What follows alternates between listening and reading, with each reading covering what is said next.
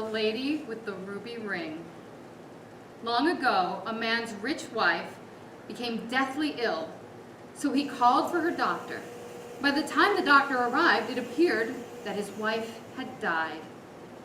The husband seemed sad and locked himself in his room and would not attend the funeral the next day. The woman's body was taken to the church and the ceremony was held quickly. The veil was drawn across her face and the coffin lid lowered. The coffin would remain there till the next day when she would be buried. Now, this man had actually been very eager for his wife to pass on because he really just wanted all of her money. Now, just before he fell asleep that night, he remembered the beautiful ruby ring that was still on his wife's hand. Now, wanting the ring badly, he went to the church and snuck in through a door that was left unlocked. He walked up to his wife's coffin, lifted the lid, and began trying to pry the beautiful ruby ring off of her finger. It would not budge. He looked around, and he found furniture polish. Yes, he rubbed this all over her hand and finally loosened the ring enough to remove it from her finger.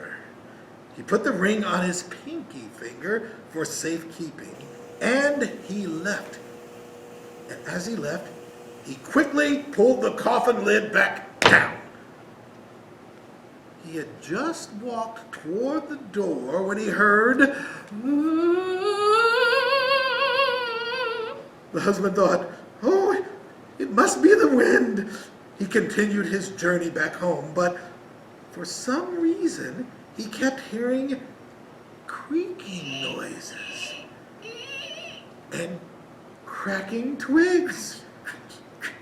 It was pitch black, and each time he turned around, he saw nothing. He was getting very afraid, so he ran the rest of the way home and locked the door. He crawled back into the warmth of his bed, but now he was hearing the slightest of on his window.